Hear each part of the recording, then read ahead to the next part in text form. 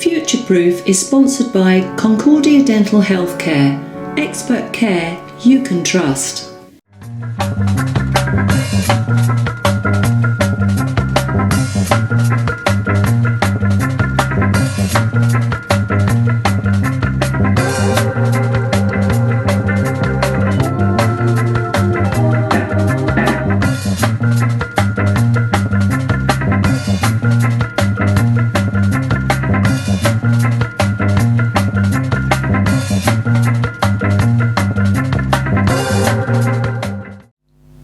Hello and welcome to Future Proof. You're watching Sarah Hopwood as I continue Series 2, looking at the power of emotional intelligence and also other gems that people bring into the studio, where it can just empower and enable all of us to think more positively about the future.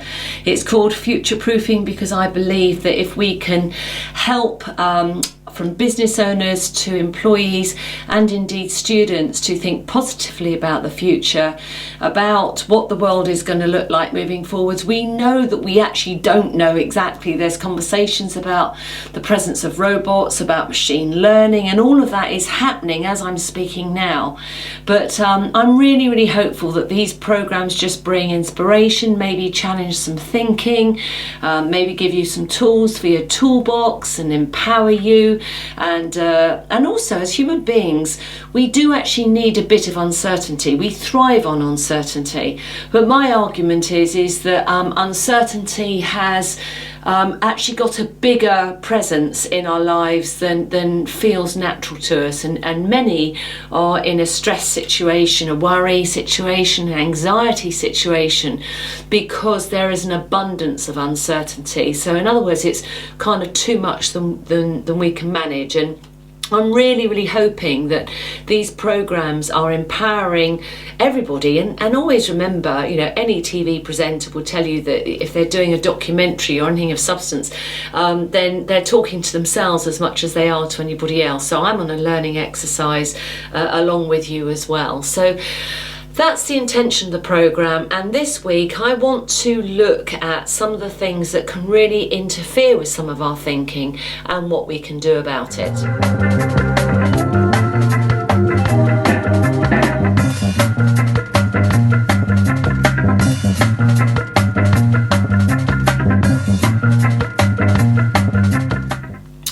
The main elements of emotional intelligence are around emotions, around our values, around our beliefs and our behaviours. And we will always experience what we believe. In other words, we will filter in things that support our belief systems, because as human beings we always like to be right. So whether the result is good or bad, we just love being able to say, see, I told you so. We just like this feeling about being right. So sometimes we actually bring things, negative things into our lives unwittingly, because that's been our worry, that's been our anticipation, and before we know where we are, yet we've experienced the negative thing we were worried about, and then we turn to our friends and we say, see, I told you so, I knew that was going to happen. And there are some elements of challenge, I think, that we can bring to thinking that can sometimes change some of those results that we're having. And I want to address some of those elements today. So I'm going to run through a list of what the world normally says is negative thinking and things that have a negative impact on your lives. And I want to say, actually, many of these words excite me, and I want to talk about each one and why I think there's a positive element to them. So reading through the list, the first one is when we hear a no you can't, no, this can't be. Objection, confrontation, criticism, failure, and challenge. And I want to talk about all of these separately, and as I say, to maybe bring some slightly different thinking, and if it's stuff that you're already doing and you already know, and if you can even add more to the conversation, then do contact me and do give me that information, and then we can share it. And if you want to, and you wanted to come and actually join the discussion, then always contact me and say, look, you know, do you fancy a coffee? Because I think I can add value to your program. So I'm really up for all of that.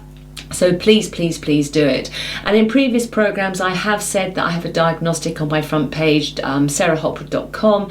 Do go there. It's an emotional intelligence diagnostic. You can, as soon as you click on it, it will automatically download. So please just take it, play with it, give it to friends, give it to colleagues. Do it for yourself, do it about other people, get other people to do it about you.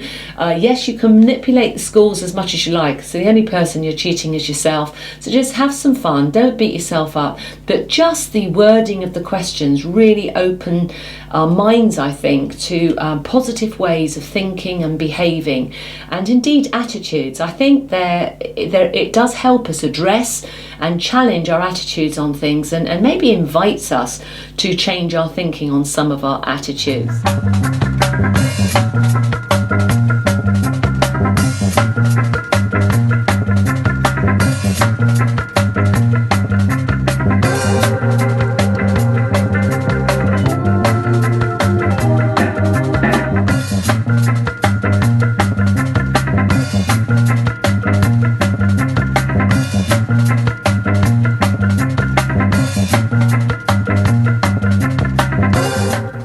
So continuing with this list then, this idea which I read out just now, I'll just start off with a no.